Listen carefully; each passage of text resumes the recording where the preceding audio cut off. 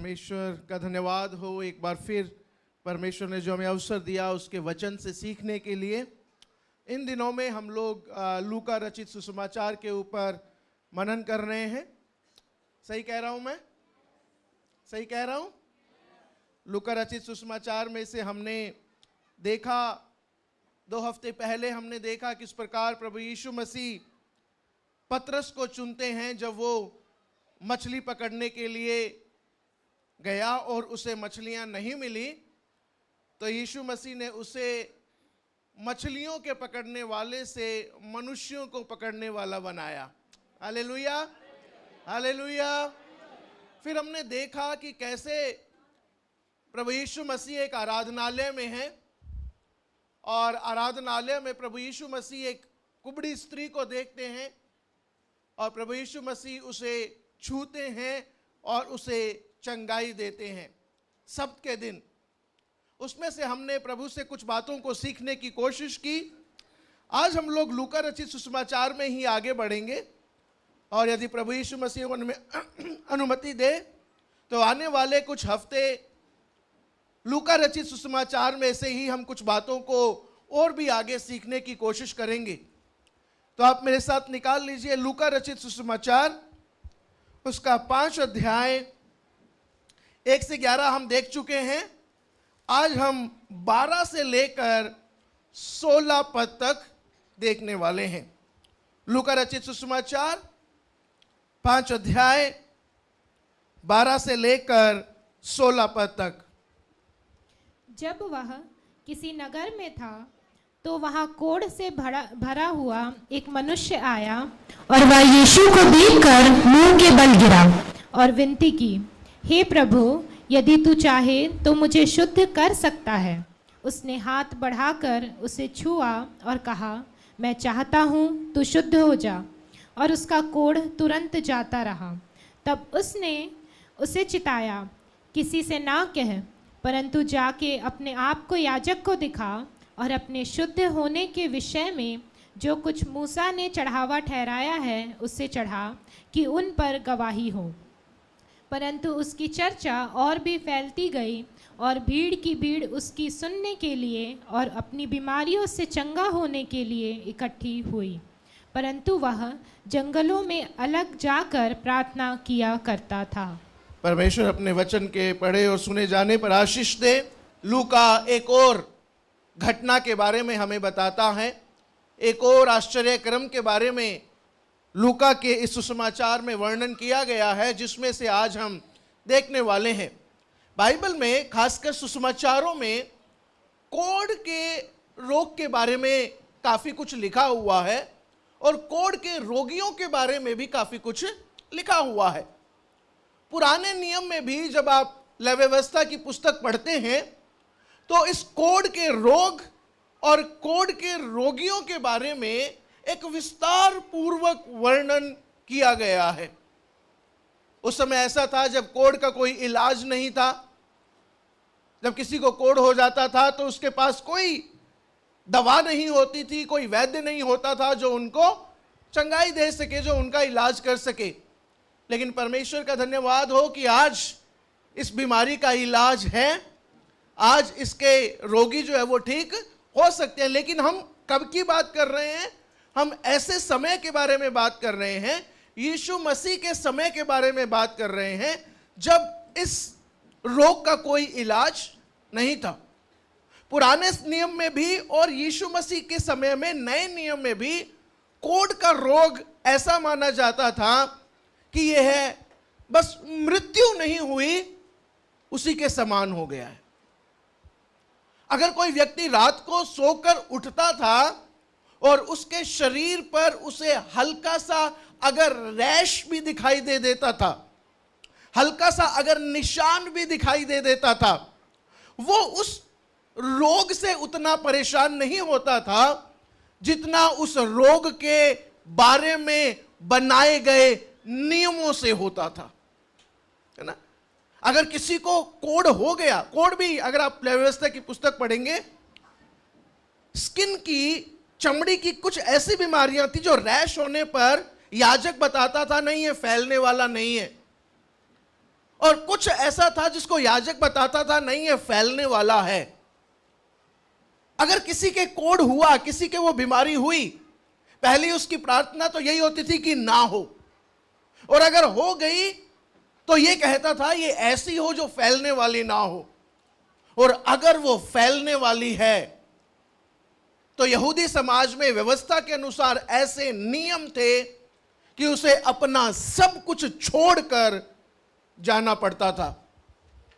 एक यहूदी विद्वान रहे हैं यूसेफस हिंदी में बोले तो, उन्होंने कोढ़ के रोग को कहा है जैसे हम हिंदी में कहते हैं जीते जी मर जाना, जीते जी मर जाना।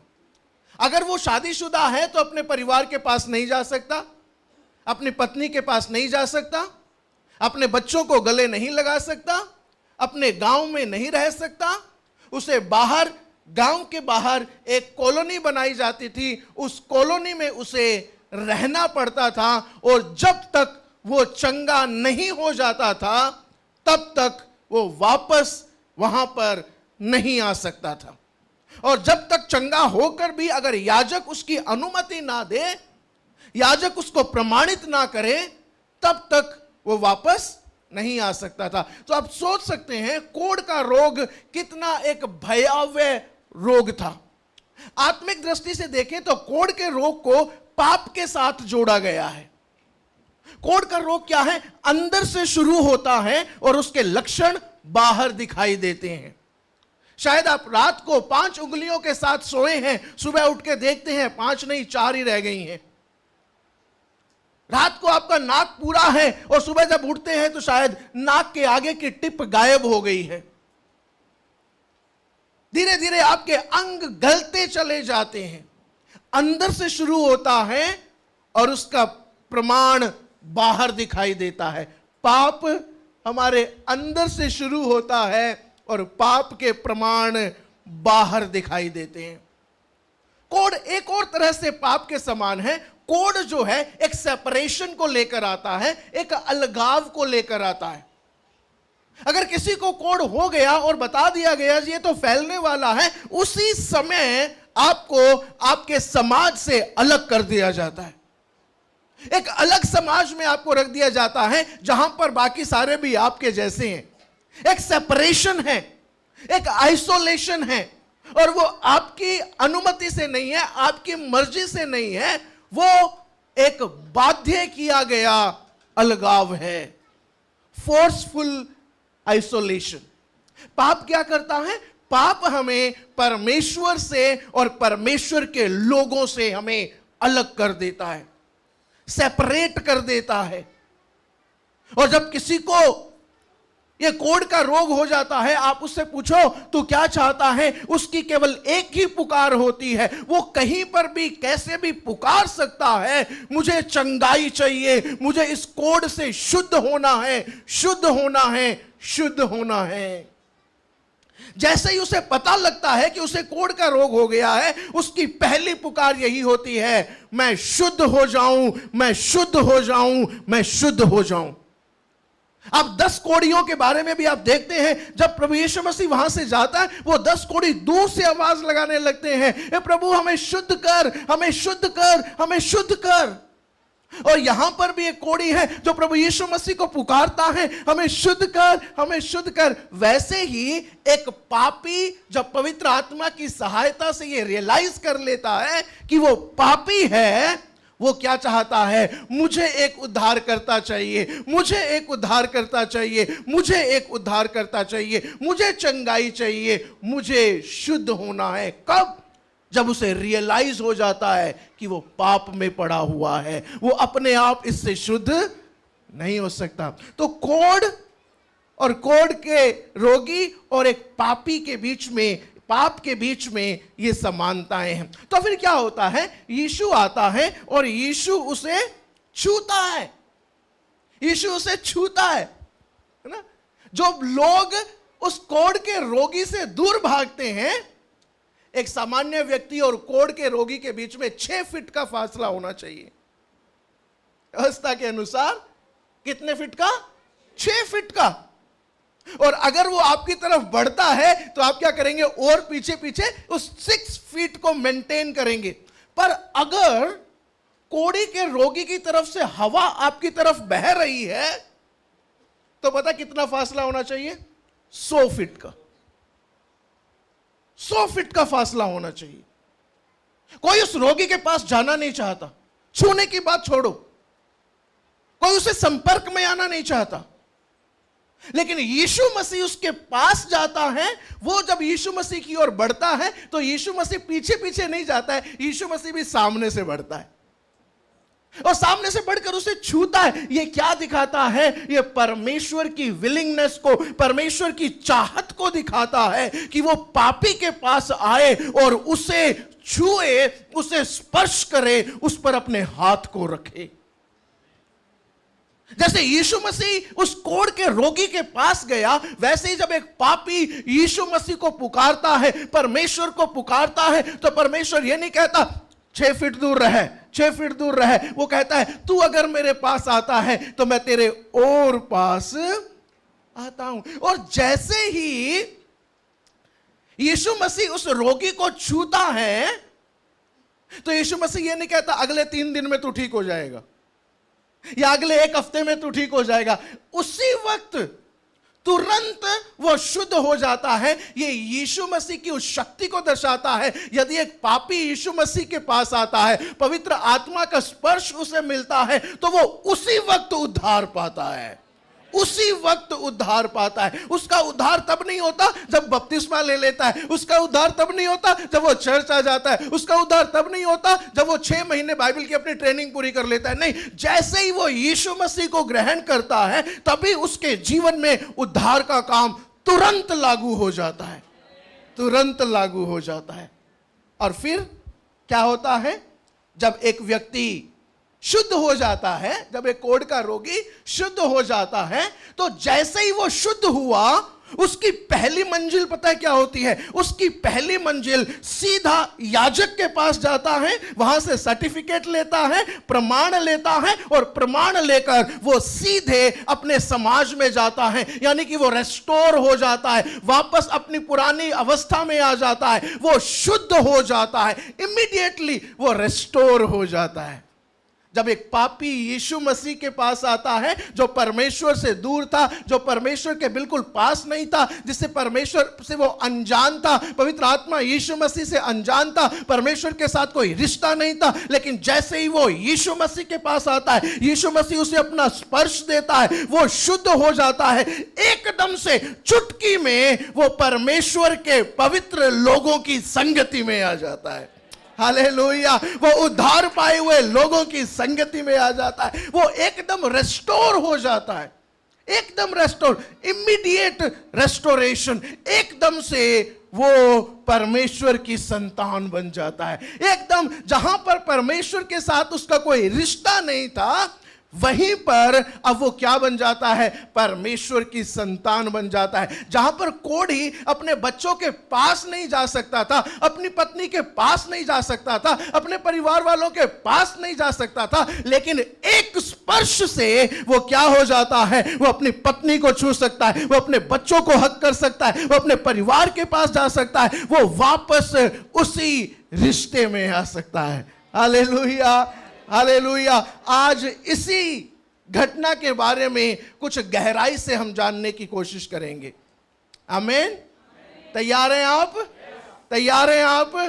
तो आज मैंने इस संदेश का जो शीर्षक दिया है, बहुत सोच के मैंने प्रभु से मांगा, तो प्रभु ने मुझे जब ये शीर्षक दिया तो मुझे भी अपना अंदर संतुष्टि हुई। दर्द भरी विनती और दया भरा स्पर्श। दर्द भरी विनती और दया भरा स्पर्श। जब हम दर्द भरी विनती लेकर यीशु के पास आते हैं, जब हम दर्द से भरे हुए यीशु के पास आते हैं, तो वो दया से भरा हुआ स्पर्श हमारे ऊपर रखता है, वो दया से भरा हुआ स्पर्श हमारे ऊपर रखता है। तो क्या होता है इसमें? हम देखते हैं कि एक व्यक्ति है, इसे कोढ़ है। 12 पद में यीशु मसीह एक नगर में है। कौन सा नगर है हमें नहीं पता, लेकिन वचन के विद्वान मानते हैं कि यह कफरनहूम का एक नगर है। तो लिखा है वह कोढ़ से भरा हुआ एक मनुष्य था। इसी घटना को आप मरकुस पहले अध्याय और मत्ती 8वें अध्याय में भी पा सकते हैं। 2 या 3 गवाहों से गवाही पुष्ट हो जाती है, गवाही पक्की हो जाती है। तो मरकुस भी इस बात की गवाही दे रहा है और मत्ती भी इसी बात की गवाही दे रहा है, लूका में भी इसी बात का वर्णन है। लेकिन लूका क्योंकि डॉक्टर है, लूका कौन है? वैद्य है, वो बातों को और गहराई से बताता है।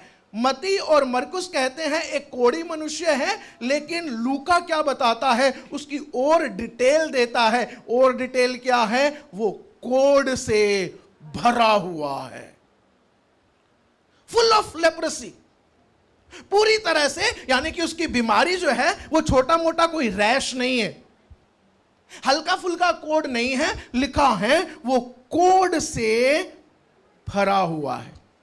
इस कहानी में 4 मूवमेंट्स हैं, यानी कि 4 बातें हैं जो एक के बाद एक के बाद एक के बाद आगे बढ़ती हैं। उन 4 बातों के ऊपर आज हम मनन करेंगे। आज मुझे 10 मिनट पहले मिला है, इसलिए ना थोड़ा 10 मिनट शायद ज़्यादा मेरे पास होगा।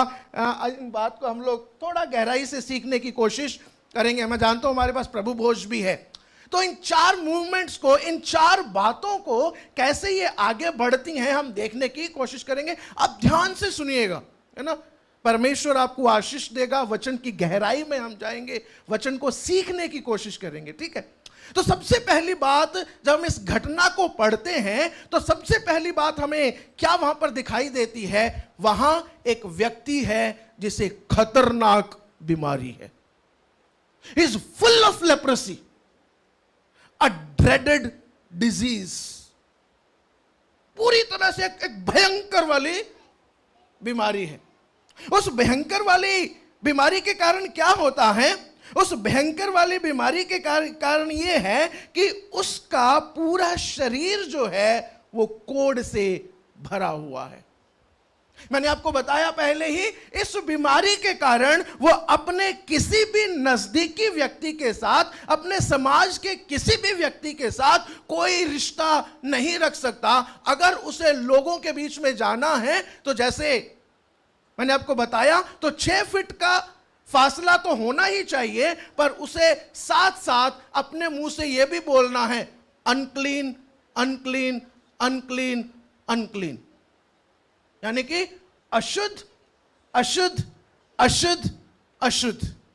मान लो कोई वहां पर ऐसा व्यक्ति हो जो देख नहीं सकता, है ना, वो देख नहीं सकता कि ये कोढ़ का व्यक्ति है, कहीं गलती से भी वो उसके पास ना आ जाए, इसे दूर तो रहना ही रहना है, पर साथ ही साथ इसे क्या बोलना है? अशुद्ध अशुद्ध अशुद्ध अशुद्ध। इस तरह का एक व्यवहार उस व्यक्ति के साथ किया जाता है।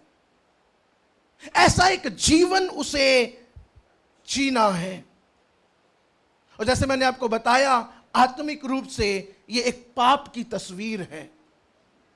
जब परमेश्वर से दूर होते हैं तो हमारी तस्वीर कैसी होती है? परमेश्वर पाप को कैसे देखता है ना? कैसे देखता है? धन्यवाद हो यीशु मसीह का जो हमारा उद्धारकर्ता बन के आ गया। धन्यवाद हो यीशु मसीह का जिसने इन सारे बंधनों को तोड़ डाला। धन्यवाद हो यीशु मसीह का जितने भी बैरियर्स थे, हमारे पाप थे, अपने लहू से उसने शुद्ध कर दिए। नहीं तो हम इस खतरनाक बीमारी, इस खतरनाक आत्मिक बीमारी के अंदर पड़े होते और हमारे पास इससे बाहर निकलने का कोई तरीका नहीं होता, कोई तरीका नहीं होता। लेकिन यह व्यक्ति है उस समय इस खतरनाक बीमारी से होकर जा रहा है, खतरनाक बीमारी से होकर जा रहा है।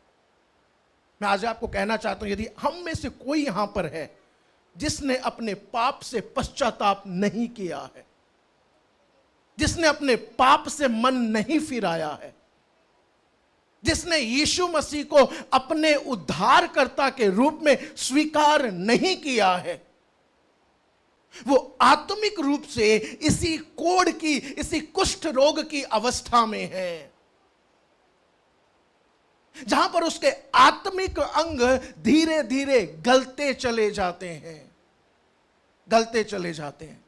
यदि हम में से कोई यहां पर है, यदि एक भी जन है, आज उसके पास यहां पर एक अवसर है जहां पर यीशु मौजूद है। अगर वो अपने मन से अंगीकार करे, अपने मुंह से अंगीकार करे, अपने मन से विश्वास करे कि यीशु मसीह उसे इस पाप रूपी कोड से मुक्त कर सकता है, तो यीशु मसीह की उपस्थिति आज यहां पर है। वो अपना हाथ बढ़ाने के लिए तैयार है, तैयार है। मैं चाहता हूं आज ये जगह छोड़ने से पहले, आज ये स्थान छोड़ने से पहले, यहां पर एक भी ऐसा व्यक्ति ना हो जो मन ना फिराया हुआ हो, कोई भी ऐसा व्यक्ति ना हो जिसने पश्चाताप ना किया हुआ हो, कोई भी ऐसा व्यक्ति ना हो जो यीशु मसीह के उस उद्धार देने वाले स्पर्श से वंचित रह जाए, वंचित रह जाए। मैं नहीं चाहता हम में से कोई भी आज इस आत्मिक खतरनाक बीमारी को लेकर यहां से चला जाए। नहीं नहीं नहीं नहीं नहीं नहीं, बल्कि मैं क्या चाहता हूं, अभी जो आगे हम जो इसके अगले मूवमेंट, कहानी के अगले पड़ाव पर जाने वाले हैं, उसमें मैं चाहता हूं वहां पर हमें क्या दिखाई देता है। 12वें पद में एक हताश रोगी है। पहले हमने क्या देखा, एक खतरनाक बीमारी है, एक भयंकर बीमारी है जिसका कोई इलाज नहीं है। उस बीमारी, वो बीमारी किसको है, वहां पर आगे 12वें पद को पढ़ेंगे जरा। जब वह किसी नगर में था तो वहां कोढ़ से भरा हुआ एक मनुष्य आया, कोढ़ से भरा हुआ एक मनुष्य आया और वह यीशु को देखकर मुंह के बल गिरा। वो यीशु को देखकर मुंह के बल गिरा। वहां पर एक खतरनाक बीमारी है, वहां पर एक हताश रोगी है। A dreaded disease and a desperate victim. एक हताश रोगी है। हताश क्यों है, मैंने आपको अभी बताया, परिवार से नहीं मिल सकता। हताश क्यों है, अपने घर नहीं जा सकता। हताश क्यों अपने दोस्तों से नहीं मिल सकता। हताश क्यों अपनी नौकरी नहीं कर सकता। उसे कहां रहना है, उसे एक ऐसी व्यवस्था में रहना है जहां पर सारे उसी के जैसे हैं, सारे उसी के जैसे। वो हताश है, वो निराश है, उसके पास कोई आशा उसे दिखाई नहीं दे रही है। लेकिन एक दिन यीशु मसीह वहां पर आता है, और यीशु मसीह जब वहां पर आता है तो वो कहता है उसने यीशु को देखा, उसने यीशु को देखा, और देख के क्या किया, छोड़ो इसके पास भी क्या उत्तर होगा, छोड़ो ये भी क्या कर सकता है, सबने छोड़ दिया, ये भी शायद कुछ नहीं कर सकता। नहीं, लिखा है वो देखकर मुंह के बल गिरा। अब वो यीशु के पास आया, लेकिन ये बहुत ध्यान से देखना कि वो यीशु के पास कैसे आया। 4 तरीके हैं, 4-5 तरीके हैं जो मैं आपको बताऊंगा कि वो यीशु के पास, 5 तरीके हैं जो मैं आपको बताऊंगा कि वो यीशु के पास कैसे आया। सबसे पहली बात, जब वो यीशु के पास आया तो उसे अपनी जरूरत पता थी कि वो क्यों यीशु के पास आया है ना। जब वो यीशु के पास आया तो वो अंधेरे में तीर चलाता हुआ नहीं आया, क्या मांगूं, चल ये मांग लेता हूं, अच्छा ये नहीं वो मांग लेता हूं, वो नहीं वो मांग लेता हूं, अच्छा ये मांग लेता हूं। नहीं, उसे अपनी जरूरत पता थी। ही वॉज वेरी स्पेसिफिक, और वो उसके जीवन की सबसे बड़ी जरूरत थी। आज हम यीशु मसीह के पास क्यों आए? यीशु मसीह के पास आने का हमारा सबसे बड़ा कारण क्या है? क्या हमें घर चाहिए, क्या हमें नौकरी चाहिए, क्या हमें चंगाई चाहिए? ये सब चीज अच्छी हैं, पर क्या हमारी सबसे बड़ी जरूरत का हमें पता है? हमारी सबसे बड़ी जरूरत क्या है जो हमारे जीवन में एक आत्मिक कोड है? क्या उससे चंगाई पाने के लिए हम यीशु मसीह के पास हैं? क्या हमारे पाप से छुटकारा पाने के लिए हम यीशु मसीह के पास हैं? हमारे जीवन की सबसे पहली जरूरत वो है कि हमें उस पाप से छुटकारा मिल जाए, ताकि हम रिस्टोर हो जाएं, वापस शुद्ध हो जाएं, शुद्ध हो जाएं। वो अपनी जरूरत को जानता था। He knew what he needed.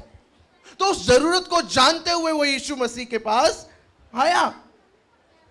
हम सबको एक उद्धारकर्ता चाहिए। क्या हमने उस उद्धारकर्ता की जरूरत को महसूस किया है? हम सबको उद्धार चाहिए। क्या हमने उद्धार की इस जरूरत को महसूस किया है?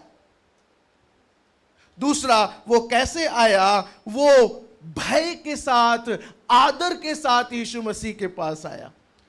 क्या लिखा है 12वें पद में? जब वो आया तो यीशु को देखकर मुंह के बल गिर पड़ा। मुंह के बल गिरा। इसी घटना का वर्णन जब मत्ती करता है 8वें अध्याय में, तो मत्ती कैसे करता है? जब वो आया तो उसने प्रणाम किया। इंग्लिश में लिखा हुआ है उसने आराधना की। ही वर्शिप्ड। वो आराधना करते हुए यीशु मसीह के पास आया। यीशु मसीह के पास अपने आप को दीन करते हुए, मुंह के बल, एक आदर के साथ, एक भय के साथ वो यीशु की उपस्थिति में आता है और मुंह के बल यीशु के सामने गिर पड़ता है। गिर पड़ता है। क्या हम परमेश्वर की उपस्थिति को ऐसे भय और आदर के साथ लेते हैं? हम शायद ना, कई बार हम एक काम को करते करते बहुत यूज्ड टू हो जाते हैं, आदी हो जाते हैं, है ना? आदी हो जाते हैं। छोड़ो, अरे कोई बात नहीं, चलता है, कोई बात नहीं, चलता है। मुझे याद है जब मैंने दिल्ली में शुरू में स्कूटी चलाना शुरू किया था, जब रेड लाइट आती थी, अगर 4-5 सेकंड अभी हैं ग्रीन लाइट के, मैं तभी रुक जाता था। पहले अभी 4-5 सेकंड हैं ग्रीन लाइट के, कोई बात नहीं, आराम से, है ना? उसके बाद जब थोड़ा और अच्छे से चलाना सीखा, तो जब 4-5 सेकंड रहे तब स्पीड से निकालता था। जब और थोड़ा अच्छे से चलाना सीखा, फिर ऑरेंज लाइट में भी निकाल लेता था। और आज कभी कभी ऐसा होता है रेड लाइट में भी निकाल लेते हैं। We have become used to. हम आदी हो गए हैं। हम हल्के में लेते हैं, चल छोड़ छोड़ छोड़ छोड़ छोड़ छोड़।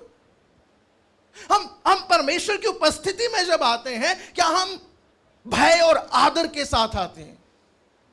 क्या हम ऐसे आते हैं, यहां पर यीशु मसीह है, यीशु मसीह है। अगर यीशु मसीह यहां पर फिजिकली प्रेजेंट हो, फिजिकली, क्या हम ऐसे आएंगे? लोग कहते हैं जी अगर प्रधानमंत्री हो, राष्ट्रपति हो, नहीं, मैं वो उदाहरण नहीं देता। मैं कहता हूं अगर यीशु मसीह यहां पर फिजिकली हो, हम कैसे आएंगे? अब में से आधे तो नीचे ही लेटे ही रहेंगे, बोले ना मैं आज चेयर पे नहीं बैठूंगा, आज तो मुझे यीशु के चरणों में ही चाहिए। लेकिन यीशु मसीह तो है आज भी। He is still there। हमारी बातें सुन रहा है। He is listening। सुन रहा है हमारी बातें। केवल हमारी बातें ही नहीं सुन रहा, हमारे मन के विचारों को भी जान रहा है। वो एक आदर और भय के साथ आया। तीसरा, वो एक अधीनता के साथ, एक समर्पण के साथ आया। समर्पण के साथ आया, सबमिशन के साथ आया।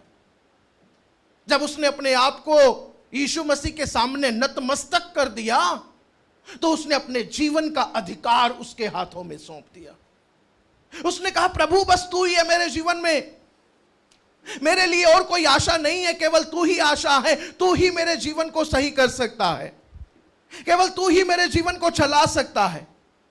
कई बार हम प्रार्थना में यीशु को कमांड देते हैं ना, यीशु तुझे ऐसे करना ही पड़ेगा। प्रार्थना में हमें हम्बल होना है, और जब शैतान के सामने आते हैं तो कहते हैं भाई निकल जा, है ना? आपने कभी यीशु मसीह को देखा कि वो प्रार्थना में चिल्लाया हो, पिता अगर हो सके तो ये कटोरा मुझसे? प्रार्थना में नम्रता, शैतान के सामने उद्दंड बन जाओ, है ना? परमेश्वर के सामने नम्रता, क्योंकि हमें है ना चाहिए, मुझे पास्टर जी से 100 रुपए चाहिए और मैं अकड़ के आऊं, पास्टर जी अपनी अकड़ अपने पास रख, है ना। केवल परमेश्वर के सामने हम अकड़ के आते हैं, परमेश्वर नहीं तुझे करना, क्यों भाई, उसने कर्जा थोड़ी लिया है हमसे, है ना। दया के साथ, मतलब दीनता के साथ परमेश्वर की उपस्थिति में हमें आना चाहिए, हमें आना चाहिए। अब वो क्या कहता है, प्रभु यदि तू चाहे तो मुझे शुद्ध, मुझे बहुत अच्छा लगा, यदि तू चाहे तो मुझे शुद्ध कर सकता है। वो उसकी सामर्थ्य पर शक नहीं कर रहा है, वो ये ढूंढ रहा है क्या यीशु मसीह विलिंग है, क्या यीशु मसीह चाहते हैं, क्या यीशु मसीह मुझे शुद्ध करना चाहते हैं। यह भी उसकी एक दीनता है जो यीशु मसीह से पूछता है, प्रभु क्या तू चाहता है, यदि तू चाहे तो मुझे शुद्ध कर सकता है। चौथी बात, वो दृढ़ विश्वास के साथ आता है, दृढ़ विश्वास के साथ आ सकता है। वो ये नहीं कहता अगर तू कर सकता है तो कर दे, वो ही नहीं कर सकता, वो कहता अगर तुझसे हो सकता है तो मुझे शुद्ध कर दे। क्या नहीं, तू कर सकता है, you can do it, if you will you can do it. यदि तू चाहे तो मुझे शुद्ध कर सकता है। इसलिए रुकावट कहां है, तेरी सामर्थ्य में रुकावट नहीं है, बात क्या है, तेरी विलिंगनेस की है, तेरी इच्छा की है। तो वो कैसे आता है, दृढ़ विश्वास के साथ आता है। और अंतिम बात, वो कैसे आता है, जैसा वो है वैसे आता है, जैसा वो है। वो ऐसी एक्टिंग नहीं करता कि मुझे थोड़ा सा कोड है, ठीक कर दे। वो कुछ और बन के नहीं आता है, वो किसी और को नहीं भेजता है, जैसा वो है, एज ही वॉज। कोई दिखावा नहीं, कोई नौटंकी नहीं, कोई किंतु परंतु नहीं, जैसा वो है वैसा आता है। और परमेश्वर हमसे कैसे चाहता है, परमेश्वर चाहता है जैसे हम हैं वैसे परमेश्वर की उपस्थिति में आए, बिना किसी दिखावे के, बिना किसी नौटंकी के, बिना किसी प्रपंच के। हम यीशु मसीह के पास आए, हम यीशु मसीह के पास आए। और इस कोड़ी से हम ये 5 बातें सीख सकते हैं कि वो कैसे यीशु मसीह के पास आया। वो अपनी जरूरत को जानते हुए आया, वो भयपूर्ण आदर के साथ आया, वो समर्पण के साथ आया, वो विश्वास के साथ आया, और जैसा वो है वैसे आया, वैसे आया। क्या हम परमेश्वर की उपस्थिति में ऐसे आते हैं, या फिर आज संडे है बस जाना इसलिए आते, आज फिर संडे आ गया अब तो जाना ही पड़ेगा। हम क्यों और कैसे परमेश्वर की उपस्थिति में आते हैं। तीसरा पड़ाव जो इस कहानी में आता है, पहला पड़ाव क्या था, खतरनाक बीमारी। दूसरा पड़ाव क्या है, एक हताश रोगी है, एक हताश बीमार है, जो यीशु मसीह के पास 5 तरीकों से आया। और इस कहानी का अगला पड़ाव क्या है, वहां पर ईश्वरीय तरस आता है, divine compassion. Dreaded disease, desperate victim and divine compassion. ईश्वरीय तरस, परमेश्वर के तरस के साथ यीशु मसीह उससे बात करता है। 13 पद पढ़िए, 13वां पद। उसने हाथ बढ़ाकर उसे छुआ और कहा मैं चाहता हूं तू शुद्ध हो जा। मैं चाहता हूं तू शुद्ध हो जा। तो सबसे पहली बात, यीशु मसीह की तरस को जब आता है तो यीशु मसीह ने क्या किया, यीशु मसीह ने अपना हाथ बढ़ाया। अपना हाथ बढ़ाया, और जब यीशु मसीह ने अपना हाथ बढ़ा के उसे छुआ तो वो एकदम से ठीक हो गया। तो इसमें पहली बात क्या बताना चाहता हूं, यीशु मसीह ने उसे छुआ। अब यीशु मसीह से वो दूर है पहले, अब जब वो प्रार्थना करता है, अगर कोई व्यक्ति वहां पर होता, अगर कोई एक आम व्यक्ति वहां पर होता और उसके अंदर चंगाई देने की सामर्थ होती, वो कहते वही रहो, डोंट कम क्लोजर, पास मत आओ, वहीं रहो, मैं बोलूंगा और तुम ठीक हो जाओगे बस।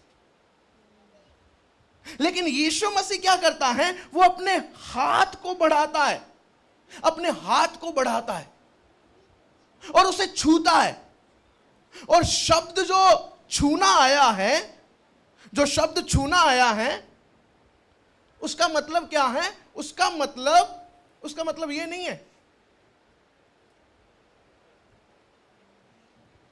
उसका मतलब यूनानी भाषा में छूना तो है ही साथ उसका मतलब है ले hold on, take hold on, ये मतलब है उसका। वो उसे केवल छूता नहीं है, वो उसे पकड़ लेता है, वो उसे पकड़ लेता है। दूसरे शब्दों में वो उसे गले लगा लेता है, वो उसे गले लगा लेता है। यीशु मसीह ने कहता बस हल्का सा अपना नाखून छुआ दूंगा। या यीशु मसीह ये नहीं कहता है तुझे पता है एक स्त्री थी जिसने मेरा कपड़ा छू लिया था, आ छू ले, आ छू ले। नहीं, वो उसे छूता है and he takes hold on him, वो उसे थाम लेता है, वो उसे थाम लेता है। बाकी सब जो भाग रहे थे, बाकी सब जो कोई छूना नहीं चाहते थे, बाकी सब जो अनक्लीन अनक्लीन अशुद्ध अशुद्ध की आवाज सुनते ही वहां से भाग खड़े होते थे, वहीं पर यीशु है जो ना केवल उसकी तरफ बढ़ता है, ना केवल उसे छूता है, बल्कि उसे थाम लेता है, उसे थाम लेता है। बाइबल कहती है जब हम पापी ही थे, when we were still sinners, Bible कहती है ऐसा नहीं कि हमने पहले उससे प्रेम किया, उसने पहले हमसे प्रेम किया, उसने पहले हमसे प्रेम किया। कितना अथाह प्रेम है जिसकी गहराई सागर से भी ज्यादा है।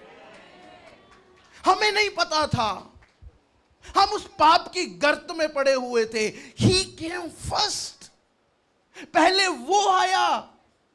बाइबल बताती है जब समय पूरा हुआ, जब समय पूरा हुआ तो परमेश्वर ने अपने पुत्र को भेजा, अपने पुत्र को भेजा।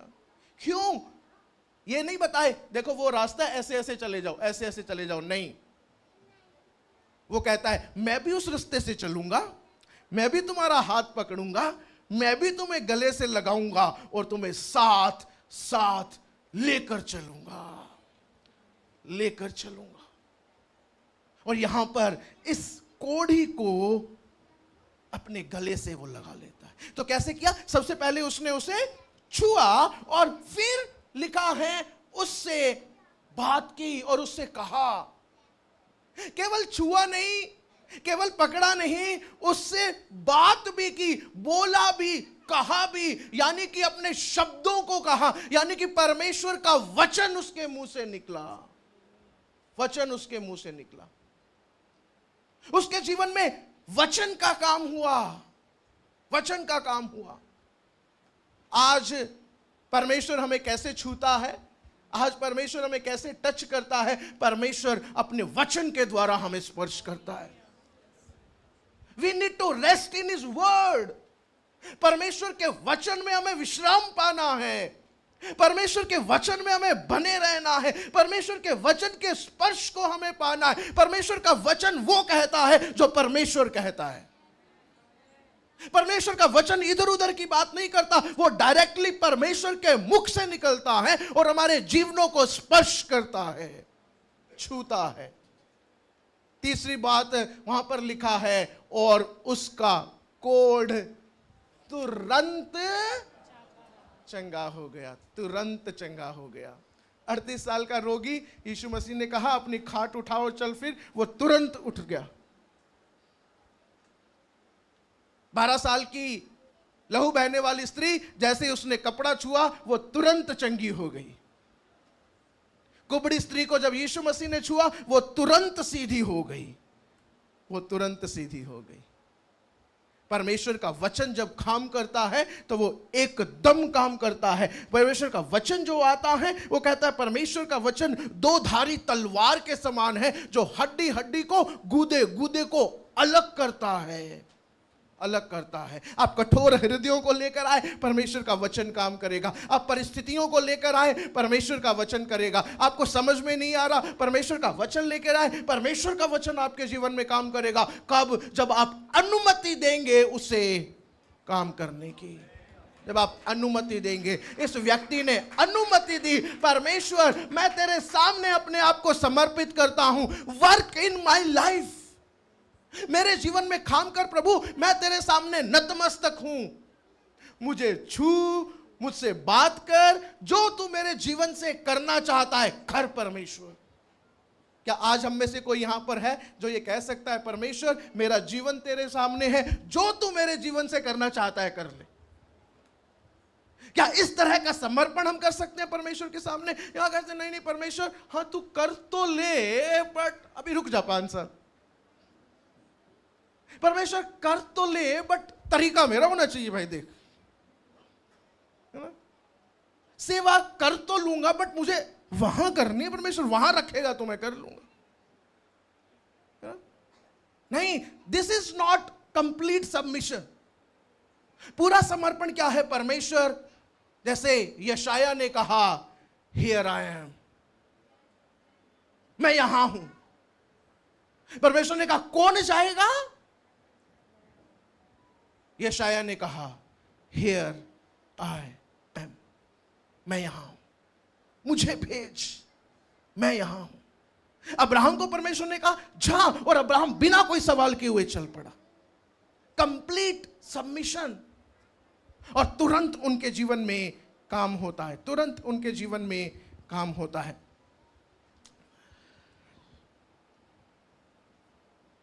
चौथा जो पड़ाव इस कहानी में आता है, इस घटना में आता है, बहुत महत्वपूर्ण है, उसको बड़ा ध्यान से सुनने की कोशिश करना। अ डेफिनेट कमांड, एक स्पष्ट आज्ञा।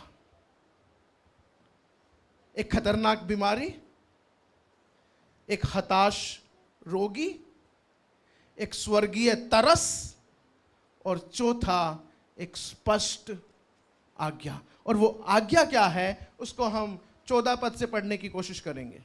तब उसने उसे चिताया, हाँ, किसी से ना कह, तब उसने उसे चिताया, किसी से ना कहना, परंतु जाके अपने आप को याजक को दिखा, हाँ, और अपने शुद्ध होने के विषय में जो कुछ मूसा ने चढ़ावा ठहराया है उसे चढ़ा, कि उन पर गवाही कि हो। उन पर गवाही हो, कि उन पर गवाही हो। पहली बात क्या थी? किसी को बताना मत, है ना? बताना मत भाई, देख यहाँ बहुत ज्यादा भीड़ इकट्ठी हो जाएगी, है ना? मैं बड़ा परमेश्वर की उस, है ना, आज्ञा के अनुसार काम करता हूँ, मुझे पता है अपने आप को कब पूरी तरह से प्रकट करना है, अभी वो शायद समय नहीं है, इसलिए किसी को बताना मत, सीधा जा याजक को दिखा। ये पुराने नियम की व्यवस्था के अनुसार था, है ना? जा और याजक को दिखा, किस लिए? ताकि उसके सामने गवाही हो। किसके सामने?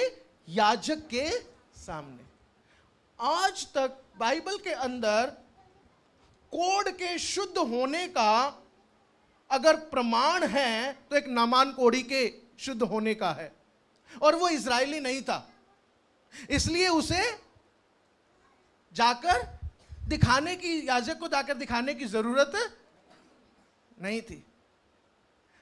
निर्गमन के पुस्तक में कुछ लोगों के ठीक होने का है, लेकिन अभी तक व्यवस्था उस तरह से स्थापित नहीं हुई थी, इसलिए याजक को दिखाने का सवाल वहां पर भी नहीं था। यहां पर और कोई ऐसा प्रमाण नहीं है कि कोई कोढ़ी शुद्ध हुआ हो और जाकर उसने याजक को दिखाया हो। मुझे लगता है ये पहली बार ही हो रहा है याजक के सामने, पहली बार ही हो रहा है। अब उनको भी नहीं पता एक्चुअली करना क्या है।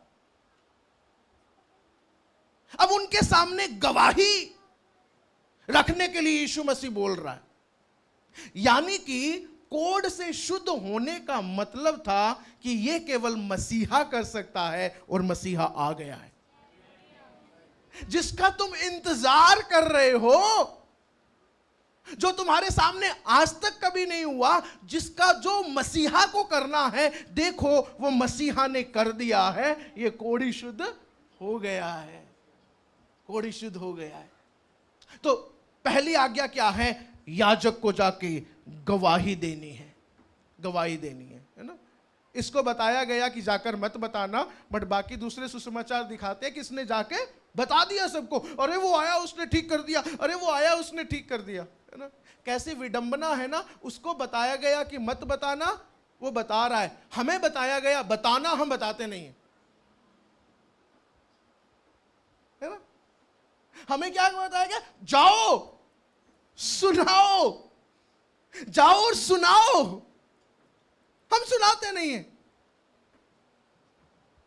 परमेश्वर हमारी सहायता करे, परमेश्वर हमारी सहायता करे। तो स्पष्ट आज्ञा क्या है? याजक को दिखा ताकि उसके सामने एक गवाही हो। दूसरा, जैसे मैंने आपको बताया, दूसरा कारण इसका एक प्रोफेटिक कारण भी था, क्योंकि यीशु मसीह के बारे में यह है कि जब वो आएगा तो वो क्या करेगा? वो चंगाई करेगा, वो छुटकारा देगा। वो चंगाई हो रही है।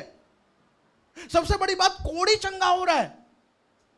याजक के पास ऐसा कभी कोई केस नहीं आया, अब याजक के सामने वो केस आ गया है। याजक को भी समझ आ गया होगा ये काम मसीहा का ही हो सकता है, लेकिन वो कुछ कर नहीं सकते क्योंकि वो भी अपने नियमों से बंधे हुए हैं। तीसरी बात महत्वपूर्ण है, बड़ा ध्यान से सुनना। ये जो आज्ञा दी गई, ये एक मसीह के क्रूस की तस्वीर है। कैसे है? आप लेवी व्यवस्था उसके 14वें अध्याय में आ जाइए। लेवी व्यवस्था 14वां अध्याय। 10 मिनट के अंदर मैं समाप्त करूंगा। 10 मिनट जल्दी मिला, 10 मिनट पहले मैं समाप्त कर दूंगा। लेवी व्यवस्था 14 अध्याय उसके पहले पद से पढ़ेंगे। फिर यहोवा ने मूसा से कहा, जी, कोढ़ी के शुद्ध ठहराने की व्यवस्था यह है, वह याजक के पास पहुंचाया जाए, और याजक छावनी के बाहर जाए, और याजक उस कोढ़ी को देखे, और यदि उसके कोढ़ की व्याधि चंगी हुई हो तो याजक आज्ञा दे कि शुद्ध ठहराने वाले के लिए 2 शुद्ध और जीवित पक्षी, देवदारू की लकड़ी और लाल रंग का कपड़ा और जूफा, ये सब लिए जाए। कितनी चीजें हैं? पीछे आइए एक बार। 2 शुद्ध जीवित पक्षी हैं, देवदारू की लकड़ी है, लाल रंग का कपड़ा है और जूफा, ये सब लिया जाए। जी, और याजक आज्ञा दे कि एक पक्षी बहते हुए जल के ऊपर मिट्टी के पात्र में बलि किया जाए। तब वह जीवित पक्षी को देवदारू की लकड़ी और लाल रंग के कपड़े और जूफा, इन सबों को लेकर एक संग उस पक्षी के लहू में जो बहते हुए जल के ऊपर बलि किया गया है डुबा दे। बस यहां तक पढ़ते हैं। अभी क्या है? 2 पक्षी हैं, उसमें से एक पक्षी को क्या करना है? उस पानी के ऊपर बहते हुए लकड़ी के पात्र में उसको बलिदान चढ़ाना है, और उस बलिदान के लहू को उस पात्र में रखना है। अब ये बलिदान किया हुआ पक्षी पता है कौन है? ये यीशु मसीह है। 2 पक्षी हैं वहां पर। ये बलिदान किया हुआ पक्षी यीशु मसीह को दिखाता है, जिसका लहू उस पात्र में है। और दूसरा पक्षी कौन है? दूसरा पक्षी आप और मैं हैं। उस पक्षी को उस बलि किए हुए लहू के अंदर डुबाया गया, और साथ ही उस लकड़ी और लाल रंग के कपड़े और जूफा को भी उस पक्षी के लहू में डुबाया गया। आगे पढ़िए। और कोढ़ से शुद्ध ठहराने वाले पर 7 बार छिड़क कर उसको शुद्ध ठहराए। उस लहू को कोढ़ के उस शुद्ध हुए व्यक्ति के ऊपर 7 बार छिड़के। यीशु मसीह का लहू हमारे ऊपर छिड़का गया।